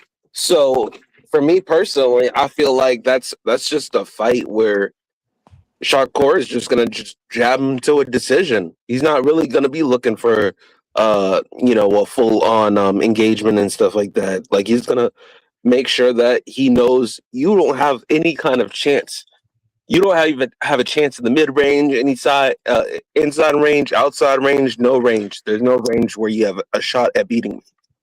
So I just don't see it going good for Shak. I think the way that he betters his value around the sport, because it's already on the incline, I think that it would be good for him to have that Navarrete fight. I think it would be good for him to fight somebody like Loma. If Loma is really going to end up coming back, because we really don't know. He hasn't really said it in person. So if he really does end up coming back, I think Shak versus Loma would be a really, really good fight. But I don't like him fighting Shakur right now. I don't think that's smart. Just like I don't even think what's his name? Keyshawn Davis fighting Devin Haney right now is smart.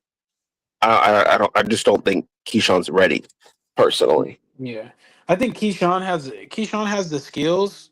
He has the skills to beat somebody like Devin Haney. It's just the mental side of it where I'm a little worried about Keyshawn. Yeah.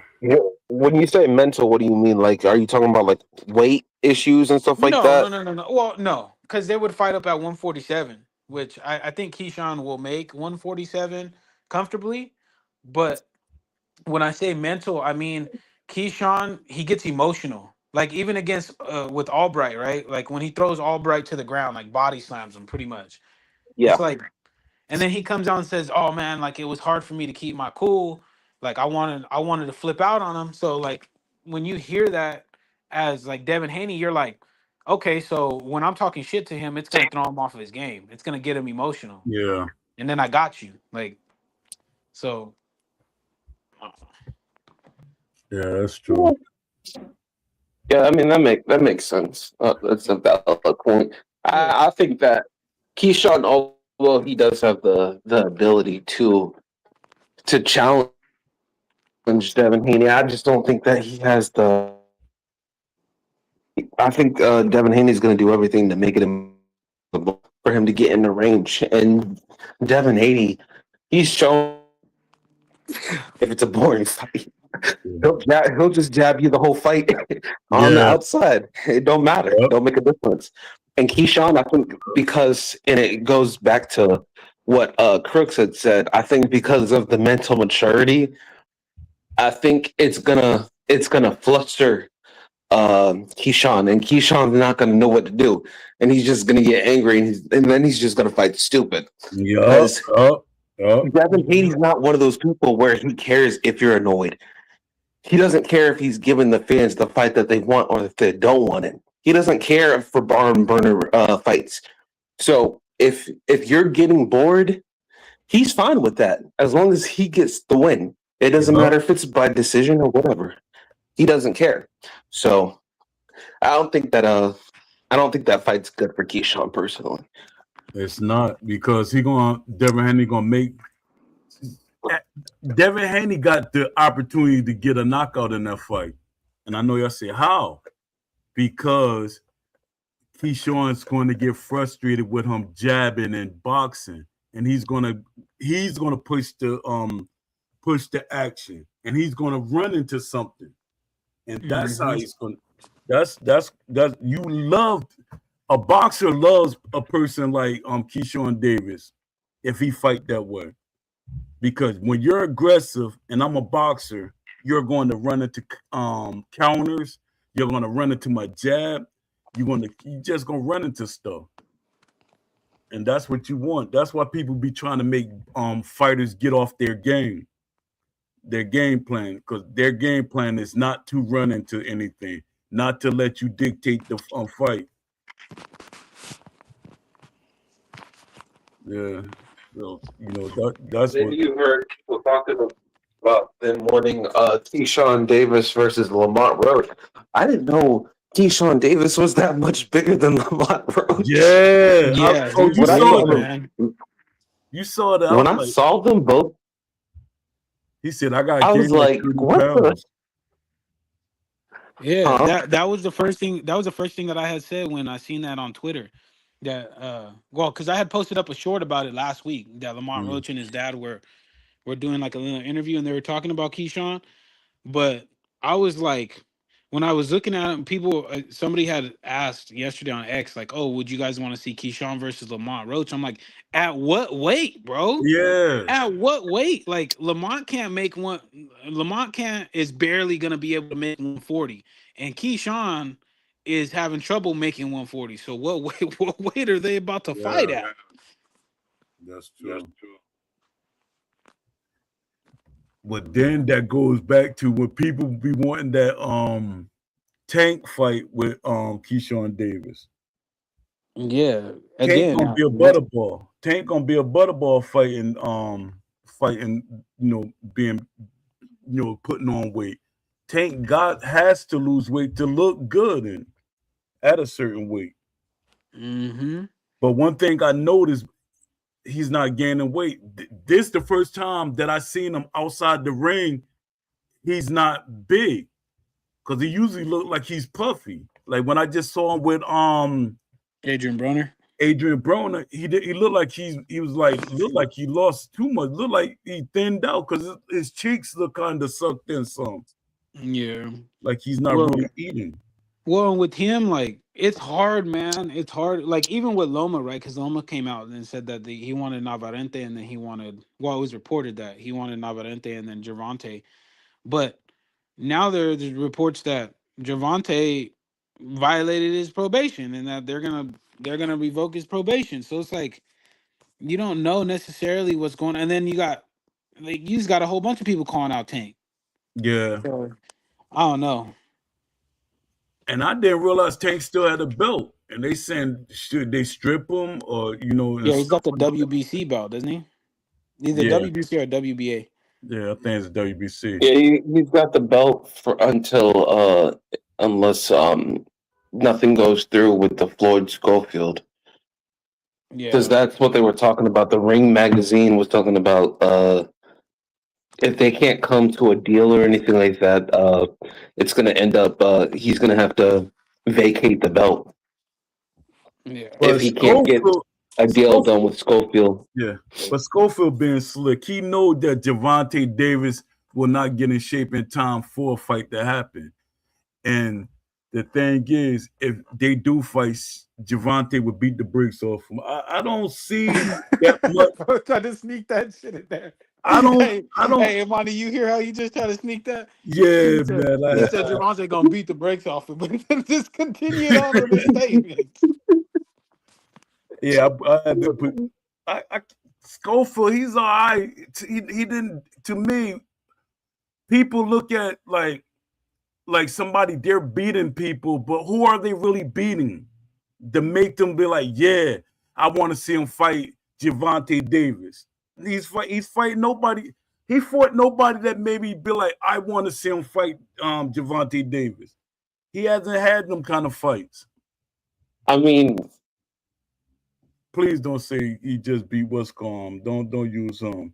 No, I'm not gonna say because I don't think anybody's been really good on his resume personally. Yeah, that's what I'm saying. So I think he is talented. And I think a lot of people are down on him, but I think he is more talented than people think. Yeah, but if you can have talent, but your talent, you got to show it against competition. You're trying to fight the elite guys. No, fight somebody like right there, so we can say, all right, now you're ready for the elite guys. Now we're going to pay money. Now we want to see you fight the elite guys. He's just jumping up there. Like the casual fans don't really care too much for who the heck is this guy? I'm like, he popped out of nowhere to me. I'm like, where he come from? I say, I kept hearing the name, but it was like really ringing bells to me. But if we're going to go with that point, then the same thing could be said for people like Boots.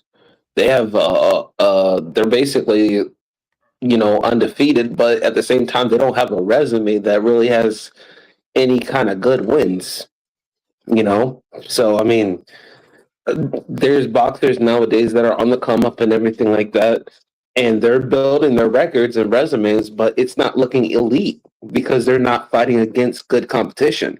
But that's not just for Floyd Schofield. That's also the same thing that can also be said for people like Boots, who have these crazy 30-something-0 records, and yet they don't really have any big names on their resume. Yeah, I say yeah, and then I say kind of to the hardcore fan, we will say he does have some decent wins, but to the casual fans, they'll say, I don't know none of them guys at all. But yeah, I understand what you're saying. Because I say, he beat this guy, he beat him kind of easy. I said, Westcom struggle with him. Elite fighters struggle with certain fighters. Boots beat the guy that the elite fighter fought. And that's how I was looking at certain things. I was like, all right, Boots, you ready. But, he didn't have enough, like them fights that, like we were saying, he didn't have enough, like fighting the top 10 guys. But like I keep saying, when I be saying about when Undisputed creates their rosters, nobody knows the top 10s. Right now, I can't honestly say I feel like I'm casual now. Cause I can't name, like, in the top 10, I can't name the top 10 boxers in each weight class. Yeah, I mean, and that's fine because not a lot of people knew who Efert was, who just recently faced Bivol and got beat down. For the whole fight, and that's the problem with boxing as well. You have those stars and you have those people who are definitely uber talented, and they have all of the flash. They're good talkers, they're good boxers, they're good inside and outside the ring. They know what they're doing, But then you also have a lot of the rosters when it comes to each set of weights, where it's like a lot of these people aren't near the level of talent as when you start looking at the top 5, the top 10, and then you're like, who are the rest of these dudes? Because they end up being names that you don't know, and then people want to call other people casuals because they're not familiar with the other top, 10 to 15 people in said division, because those top 10 to 15 people in said division are either not that active, or they don't know, they're not good at promoting themselves, so they don't really get any kind of media. Or 3, they're not even fighting each other. so it's like you got all these people who they're in the divisions, and maybe the top 5, the top 10 challengers when it comes to all these weights and classes. But then it's like after that, it's like, well, who are the rest of these dudes? It's like you pick somebody up from your gas station, your bus station, and you brought them over and said, hey, I want you to be top 15 in boxing. We need you in this weight class right here. Sign up right here. It's like that. They did that with a bunch of randoms, and it's like that's why you don't know these names, because it's like, who is this person? And then you find out, oh, this person, was a bronze medalist in the Olympics or something like that. Like, they actually have a background, and then it's like, oh, so it's not just somebody you randomly picked up off the side of the road. No, this dude was, he was a bronze medalist. He was a silver medalist. He was actually really good. He was an Olympic level caliber athlete. But the problem is he's just not good at promoting himself. And the people that, he has as his promotion team, either he doesn't have a promotion team, or the promotion team doesn't see him as somebody to really heavily invest on the promotion side. So they don't ever get that full-time play of show, which is the issue. Facts. Let me shout out to John Taught Me. And y'all hit the like buttons to the people that's here. I know I got developers here. Developers, y'all got to pop in and pop out. Y'all got to say something. Dad, I forgot I was gonna really talk about, but because I realized that I got 9 people here, and I know it's developers because they say they be here. Yeah, y'all gotta help me put. I gotta do this announcement again. I haven't did it in a long time. Y'all gotta push the survey. I knew you were gonna say that. I was waiting for it because you were talking real slow, and I was like, I know what he's already about to say. So when you said survey, I was like, yep, I knew it. Y'all gotta help me push this survey, man. Stop letting Steel City make the survey, because when they make the survey, they can frame it the way they want to, and they can say, well, this is what y'all asked for. No, it's the way you framed it, it's the way you worded it. Even if y'all use my survey, or at least with my survey, is being it's dealing with what the community want. Or we get a third-party survey. We get everything we want, because the investors and the publishers see what the fans really want, and they see what they can invest money in. Shout out to E Boxing Champion. Salute. Appreciate you coming through. And he says salute to the chat. Now, what you was about to say before I cut you off? I wasn't saying anything. I was just talking about how, when it comes to the upper echelon of competition, like top 5 to top 10, they have a promotion team that actually heavily rides for them, and they actually invest into that person.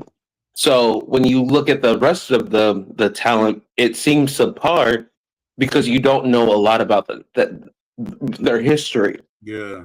And then it becomes the promotion. They either don't have a promotion team, and they're not good at promoting themselves, or the promotion team that they have hired isn't heavily invested into that boxer. And certain promotions, it's like unless you get into like the top 10, top 8 category of said division, and depending on what the division is, they're not going to invest into you as a boxer because they don't believe either in you, or they don't believe you have the talent to make any kind of noise when it comes to certain divisions. So then they think it's a lost cause.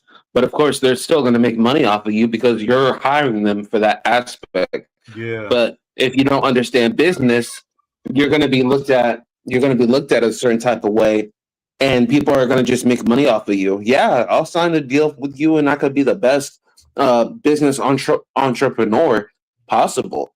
But if I don't have faith in your ability, and I don't have faith in the division that you're in, because there's no big names in that said division, I'm not going to market and promote you the way that I would somebody, let's say, who's a Keyshawn Davis or top tier, top 5 level talent who has all the flash, all the lights and stuff like that, has all the talent in the world and execution, and is in a good division and stuff like that with big names.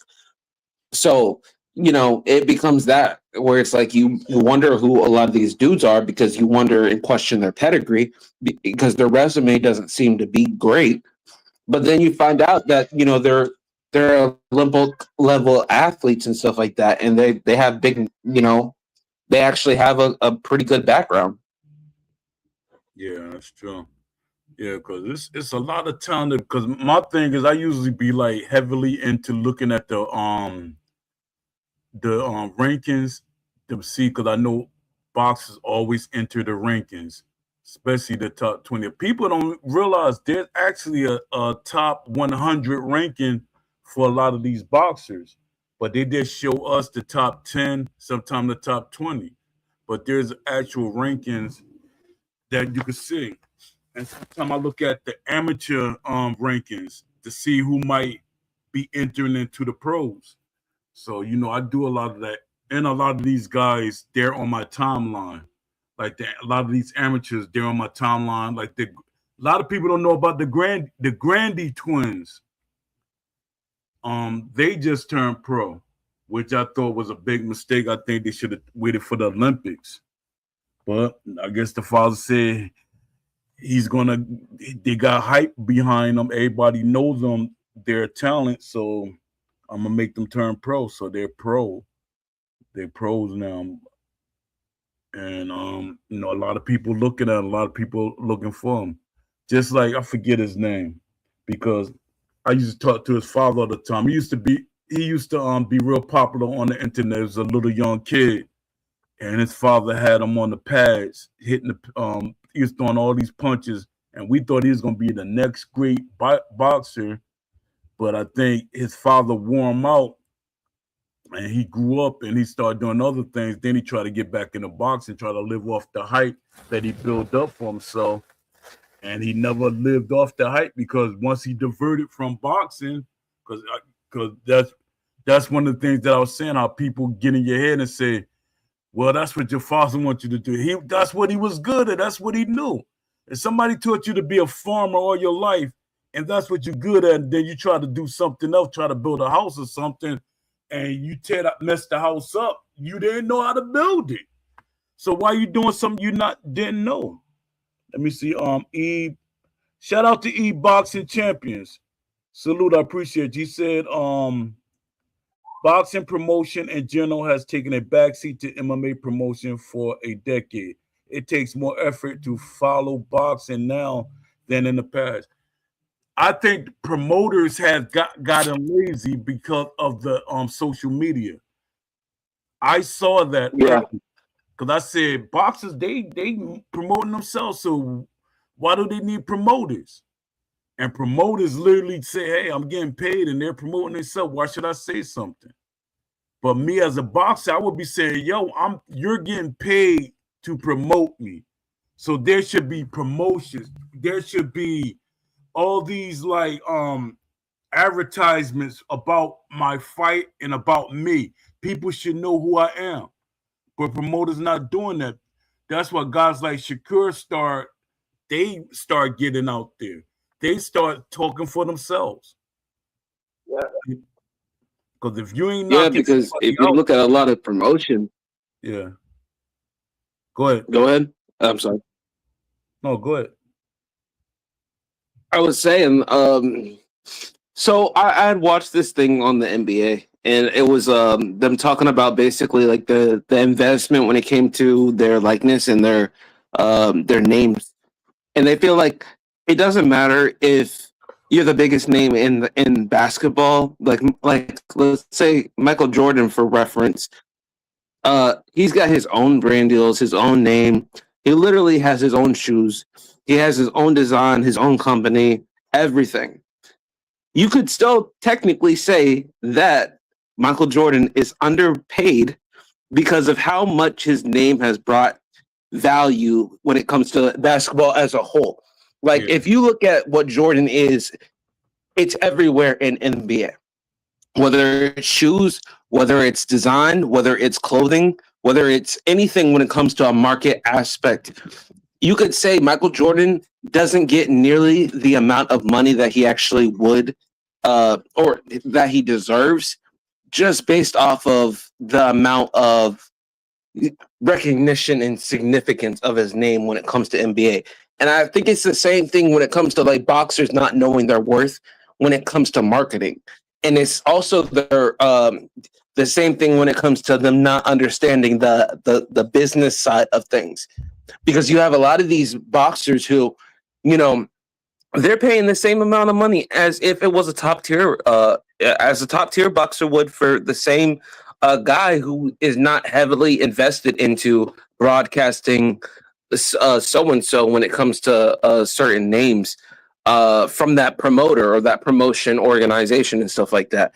Like a lot of boxers, it's because they're, when it comes to the business aspect of deals and stuff like that, there a lot of them might not have the awareness when it comes to being able to get full value for what they're trying to get out of a promotion.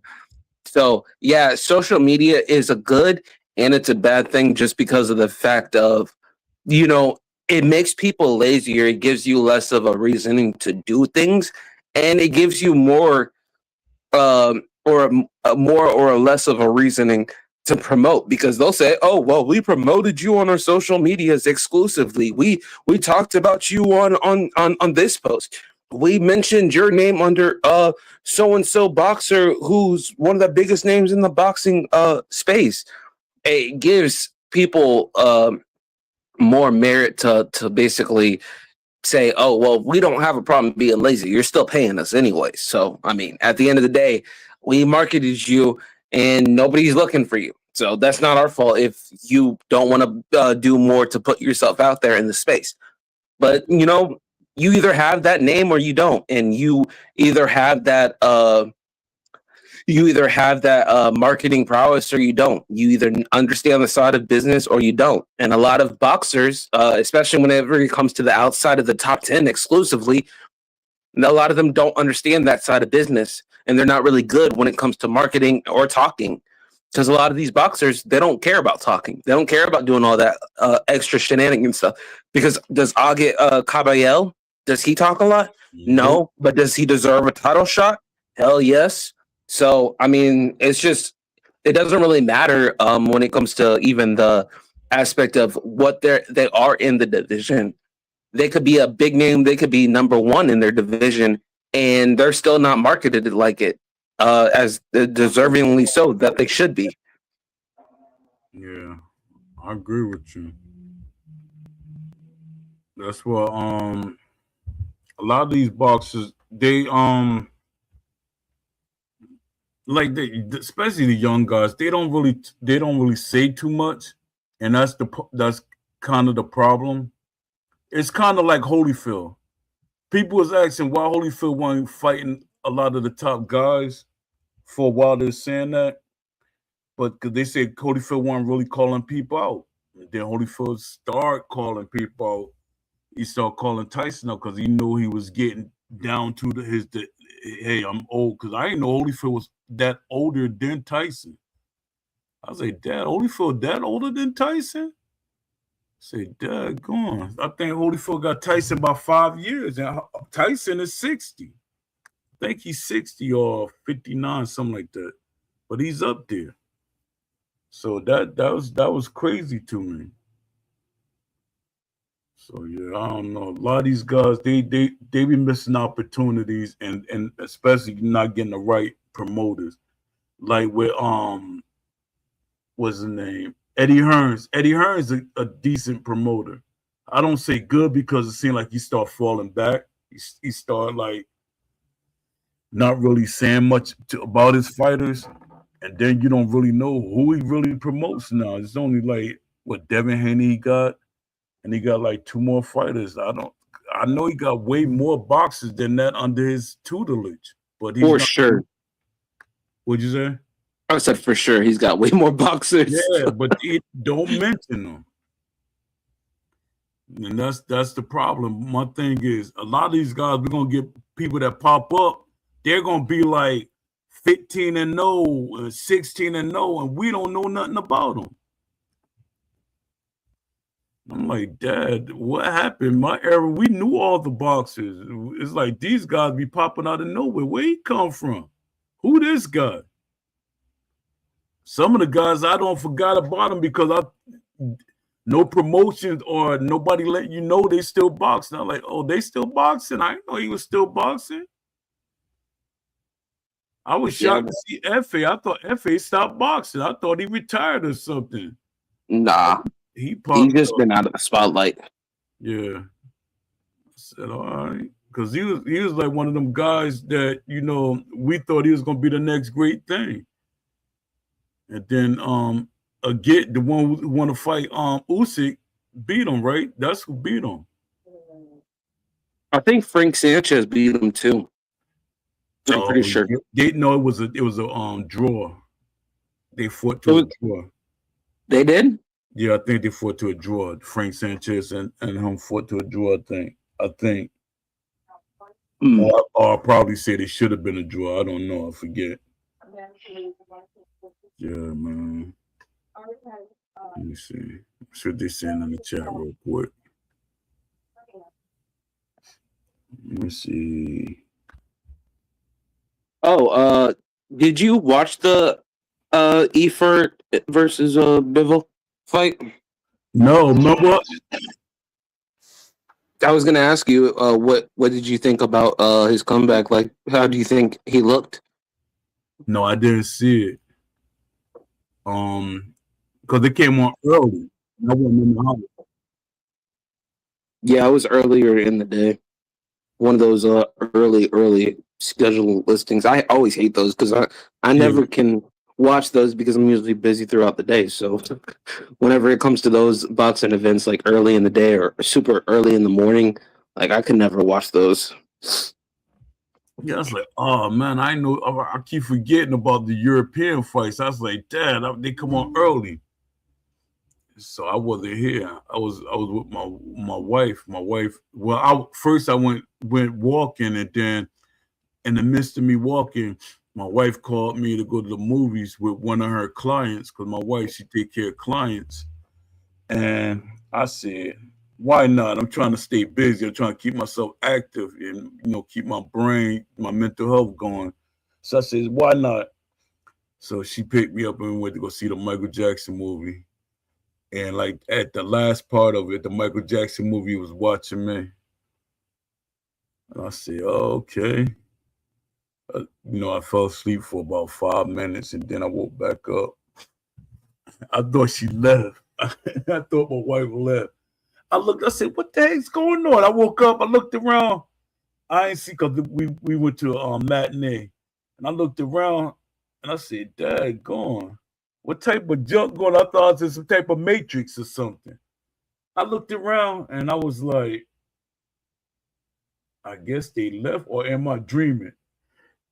And then I said, well, let me just finish watching this movie. Well, whatever happened, it just happened.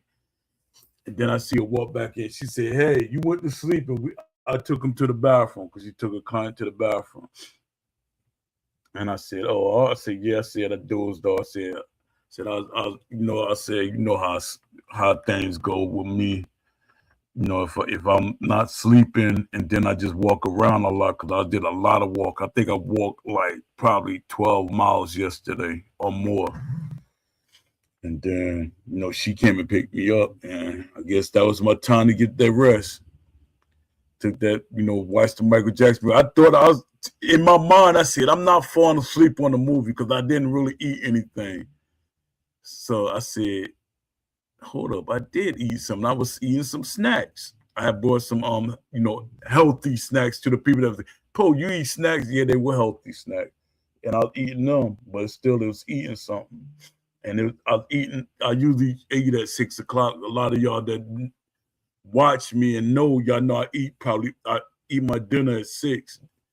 I only eat one meal a day, but sometimes I mess the schedule up so my body could trigger itself.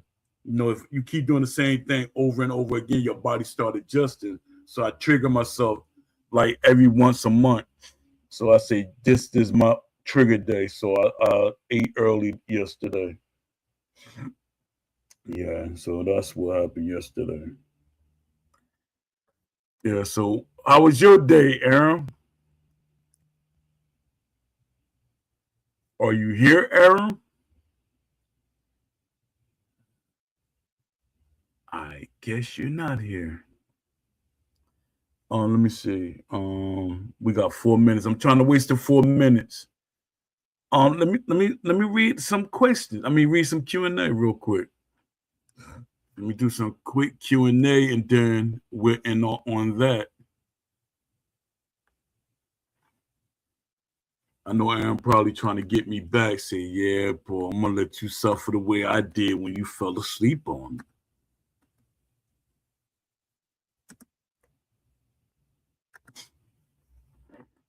All right, let me see. All right. Why are you so vocal about boxing video games? This is a question that I got. All right.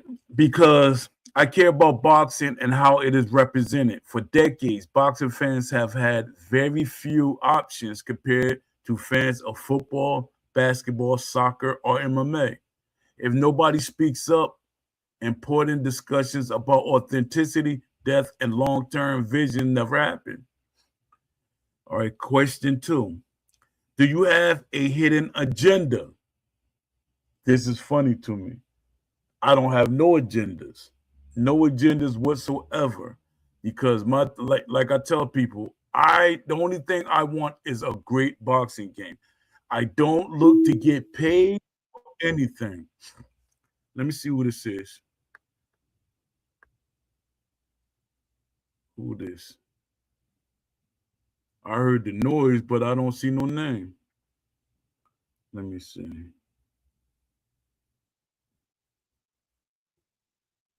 Yeah, I don't see no names. All right, let me try to get back in whoever it is. Let me finish reading my what's called. Hold on. What you? I gotta read something real quick. Let me see.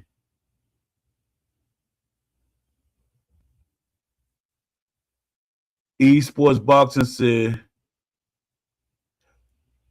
nature of business is that if you don't want to put effort into something you need done, you pay someone else to do it.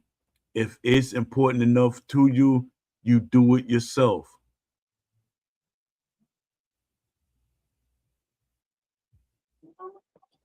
My bad. No, that's all right. Salesmen overpromise for companies that overdeliver. It's their job. The fighters who know how important promotion is take it seriously and invest in it. Yeah. Didn't Ajaba just fight Frank Martin?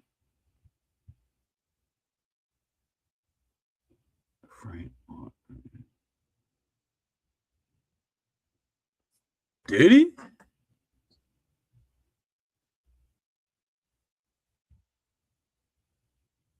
I forgot who Frank Martin just fought, and that's crazy. Frank Martin, you're talking about? He just fought. Didn't he come to a close decision against Nahir Albright?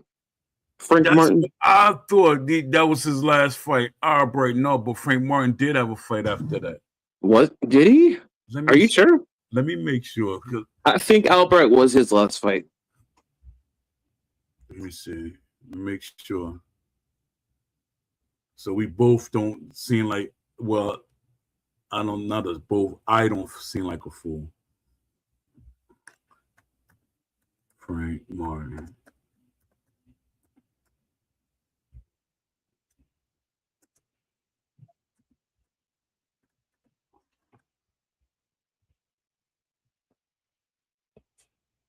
Let me see.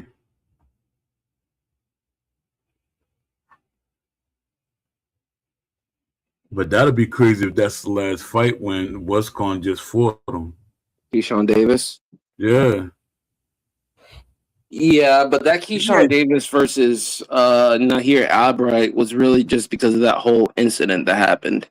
So it wasn't even really a fight that needed to happen. It was just a fight that happened just because they both said, "Okay, let's fight." Because of that whole them jumping Nahir Albright after the his brother lost. Yep, I think it was Kelvin Davis. And now Kelvin Davis has been talking mad crap and saying he wants to fight Hitchinson.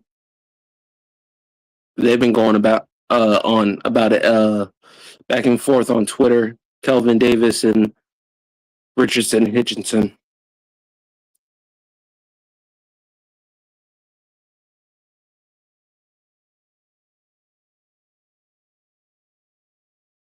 Which I don't see that being a good fight.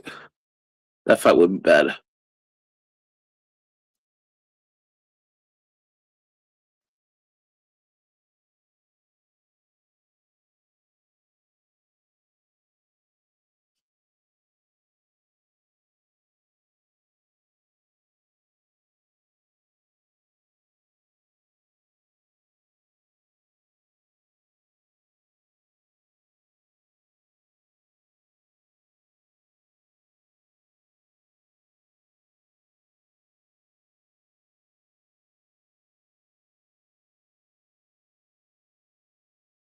Hold on, I think Poe just accidentally left the chat, so we'll wait a couple of minutes for him to come back.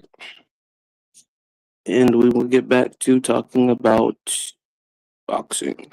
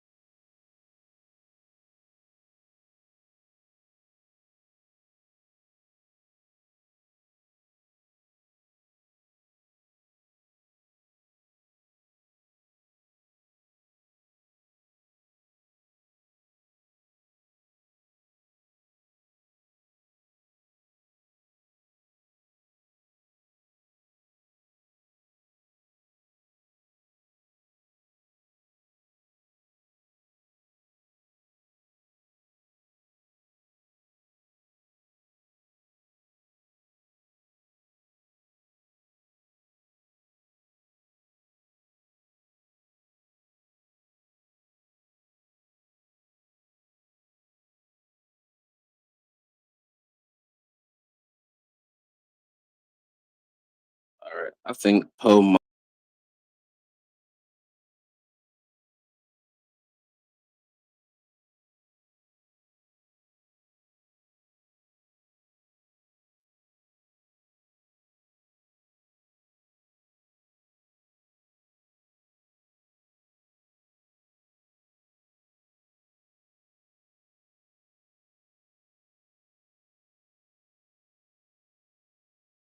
All right. I think Poe might have accidentally left and uh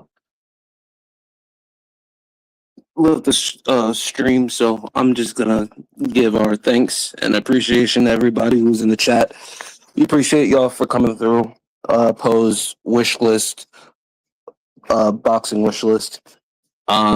Thanks to everybody who came through, everybody in the chat, from Dondi, E-Boxing Champions,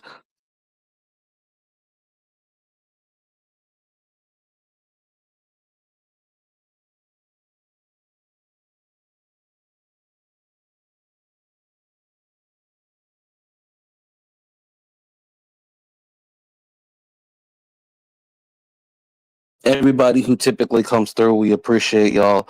Everybody who comes through sometimes or speaks and talks. We appreciate all y'all for giving us conversations to have. We appreciate y'all for all being a part of this community. We appreciate y'all for speaking your 2 cents, or we appreciate all of y'all for just coming through in general. So until next time, we'll see y'all. Maybe we might have a show later on tonight, maybe tomorrow, who knows? But if we end up having a show later on, you will know. All right, peace.